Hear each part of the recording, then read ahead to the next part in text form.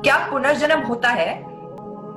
Does rebirth really happen and are there many lifetimes? अस्सलाम वालेकुम दोस्तों, मैं हूं शारिफ खान। अभी जो आप साइड में वीडियो देख रहे हैं ये बॉलीवुड एक्टर सोनाक्षी सिन्हा है, जिन्होंने पुनर्जन्म को लेकर हिंदू पंडित जी से सवाल किया। हिंदू पंडित जी ने वही पुराना घिसा पिटा जवाब दिया कि हाँ पुनर्जन्म होता है, लेकिन लाखों की भीड़ में डॉक्टर जाकिर नायक ने इसका पलटवार करते हुए सही इसकी परिभाषा समझाई, जिसके बाद लाखों लोगों की भीड़ में तालियां बज गई। पूर्णतः लोगों को सेटिस्फाई किया और चैलेंज को पास किया।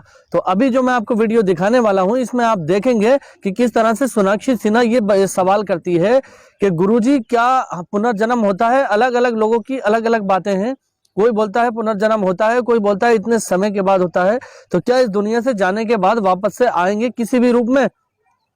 तो पंडित जी जो शंकराचार्य हैं वो बोलते हैं कि हाँ पुनर्जन्म होता है और आते हैं वगैरह वगैरह, लेकिन तभी डॉक्टर जाकिर नायक ने सही जवाब देते हुए कहा कि पुनर्जन्म होता है मरने के बाद की जिंदगी। एक बार जब आप मर गए तो आलम बरज़ख में, यानी कि अल्लाह के घर की जो जिंदगी होती है उसको पुनर्जन्म बोलते हैं। कुरान शरीफ के अंदर इसको साफ साफ लिखा गया है, साफ साफ बताया गया है।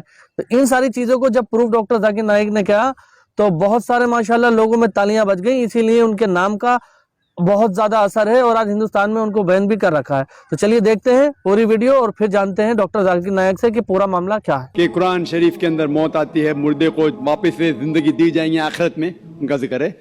और हिंदू लोग ये मानते हैं कि पुनर्जन्म में, और वो डिस्कवरी चैनल पे देखे कि पुनर्जन्म होता है।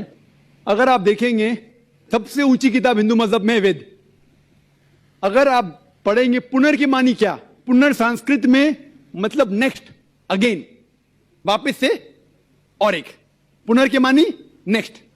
तो पुनर्जन्म मतलब नेक्स्ट जिंदगी और एक जिंदगी। अगर आप कुरान शरीफ पढ़ेंगे कई आयतें हैं कि अल्लाह सुब्हाना व तआला ने आपको जिंदगी दी, पहले आप थे नहीं, फिर जिंदगी दी, इस धरती पे आए, फिर आपको मौत देंगे, फिर आखिरत में उठाया जाएगा। आप जो कर मुर्दों को जान दी जाएंगे आखिरत में, ये हम मानते हैं कि एक बार हम इस धरती पे आते, नेक्स्ट लाइफ इज आखिरत। उसी तरीके से वेद में भी जिक्र है अबाउट पुनर्जन्म, नेक्स्ट लाइफ, सेम हूबहू जिस तरीके से कुरान में लिखा हुआ है। लेकिन आम हिंदू मजहब के जो गुरु है, स्वामी हैं, इन लोग जब ये जानने लगे, एक उनको कठिनाई पेश आई, वो देखने लगे कि कई इंसान जब पैदा होते हैं with congenital defects, heart problem, heart defects, limb problem, कोई अमीर पैदा होता है, कोई गरीब पैदा होता है, तो भगवान he can not be unjust.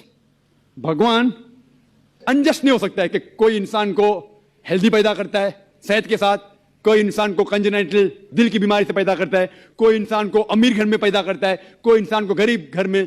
तो भगवान अनजस्ट नहीं हो सकता है, ना इंसाफ नहीं हो सकता। तो ये जो स्वामी लोग हैं, इन लोग ने एक नई चीज निकाली, संस्कारा। हिंदू मजहब में कहते हैं संस्कारा, जो इंग्लिश में कहते हैं cycle of birth and rebirth, transmigration of soul. अंग्रेजी में कहते हैं ट्रांसमाइग्रेशन ऑफ सोल, क्योंकि आप डॉक्टर है, आप जानते होंगे। ट्रांसमाइग्रेशन ऑफ सोल अंग्रेजी में कहते हैं, संस्कृत में कहते हैं संस्कारा, birth death, birth death, birth death. कहीं भी वेद में नहीं लिखा हुआ है कि birth death, birth death, birth death, कहीं भी वेद में नहीं लिखा है। चैलेंज है मेरा, ये इन लोग को मिलता है भगवत गीता के श्लोक से। भगवत गीता का श्लोक चैप्टर नंबर 2 में, वर्स नंबर 22 में, उसमें लिखा हुआ है कि जब कोई शख्स अपने कपड़े निकालता है तो वो नए कपड़े पहन लेता है। उसी तरीके से रूह एक नई जिस्म में जाती है। और ये भद्यांकर उपनिषद में भी इसका जिक्र है, आप पढ़ेंगे कि when a caterpillar climbs up the grass of blade, he jumps to a new grass. Same way the soul takes a new body. जिस तरीके से कैटरपिलर घास के ऊपर चढ़ता है और दूसरे घास पे जाता है, उसी तरीके से रूह एक नई बॉडी के अंदर जाता है। तो इस श्लोक के बुनियाद पर इन लोग ने एक फिलॉसफी पैदा की, संस्कारा, कि इंसान जो कर्म के बेस के ऊपर, कर्म और धर्म की फिलॉसफी, कर्म मतलब अच्छे कर्म करोगे धर्म के हिसाब से तो अगले जन्म में आप अच्छे पैदा होंगे। अगर आपके कर्म बुरे होंगे तो अगले जन्म में आप हो सकता है कि लूला पैदा होंगे या लंगड़ा पैदा होंगे। और जो कहते हैं कि आप इंसान 7 बार बनेंगे, ये कौन कहता है? वेद नहीं कहती, ये स्वामी जी लोग कहते हैं, कोई वेद में कहीं लिखा नहीं है। क्योंकि उनको ये नहीं कह सकते थे कि इंसान क्यों गरीब पैदा होता है, क्यों अपाहिज पैदा होता है। उनकी सोच कम थी, इसीलिए नई फिलॉसफी लेके आए, ट्रांसमाइग्रेशन ऑफ सोल। आप तो डॉक्टर है, मैं भी डॉक्टर हूं। आपने कहीं मेडिकल साइंस बुक में पढ़ा हुआ है कि इंसान इस दुनिया में जन्म लेता है? कभी नहीं। क्या फिजियोलॉजी में पढ़ा, क्या एनाटॉमी में पढ़ा? अगर ये साइंटिफिक फैक्ट होता था तो हम मेडिकल कॉलेज में पढ़ते थे कि इंसान नए जन्म लेता है। हम कभी भी नहीं पढ़े। इससे यह साबित होता है कि साइंस इसको तस्लीम ही नहीं करती।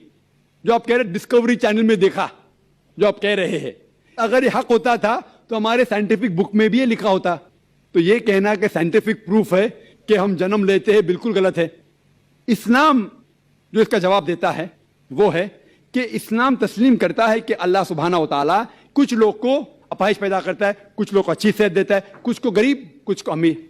इसकी वजह है कि अल्लाह ताला फरमाते हैं सूरह मुल्क में, सूरा नंबर 67 आयत नंबर 2 में, अल्लज़ी खलक़ल मौत वल हयाता, अल्लाह सुब्हाना व तआला ने मौत और जिंदगी बनाई ताकि आप लोग को जांच सके, आप लोग का इम्तिहान ले सके, आप लोगों में से कुछ लोग अच्छे हैं।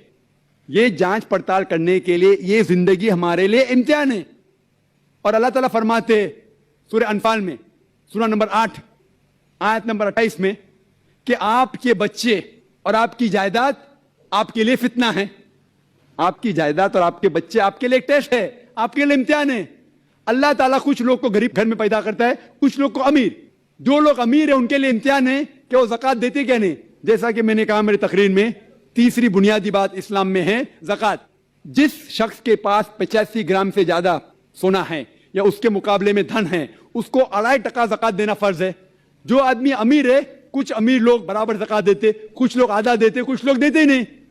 तो अमीर इंसान को शायद 100% मार्क्स मिले या 50% मार्क्स मिले या 0% मिले। वो गरीब इंसान को ज़कात में तो 100 मार्क्स मिलता है, 100 आउट ऑफ 100। उसको ज़कात देना ही नहीं। हम कहते रहे बेचारा गरीब इंसान है, लेकिन असल में देखे जाओ तो उसको उस इम्तिहान में, गुर्बत के इम्तिहान में 100% मार्क्स मिले। आप समझ रहे? इसी तरीके से अल्लाह ताला कहते हैं कि आपके बच्चे आपके लिए इम्तिहान है। हो सकता है मिसाल के तौर पे एक अच्छे जोड़ी है, अच्छे मुसलमान है, 5 टाइम नमाज पढ़ रहे हैं, हज को गए हैं, रमजान में रोजा रखते हैं, ज़कात देते हैं। अल्लाह ताला उनका और बड़ा इम्तिहान लेना चाहता है। जितना बड़ा इम्तिहान उतना बड़ा इनाम। मिसाल के तौर पे अगर आप बीए पास करते तो आपको सिर्फ ग्रेजुएशन मिलता है। अगर आप एमबीबीएस पास करते आपको डॉक्टर कहलाया जाता। डॉक्टर मतलब ऊंचा ओहदा। इसी तरीके से अल्लाह सुब्हाना व तआला हो सकता है कि उस जोड़ी को इम्तिहान और सख्त देता है और ऐसा बच्चा पैदा करता है जो अपाहिज है। अल्लाह यह देखना चाहता है कि अपाहिज बच्चा पैदा करने के बावजूद वो अल्लाह के ऊपर ईमान रखता है क्या नहीं। अगर ईमान रखता है तो अल्लाह उसे जन्नत फिरदौस देना चाहता है। और कठिन इम्तिहान और बड़ा इनाम। हो सकता है कि वो इम्तिहान में फेल हो जाएगा। तो ये कुरान की आयत है, आपके बच्चे आपके लिए इम्तिहान है।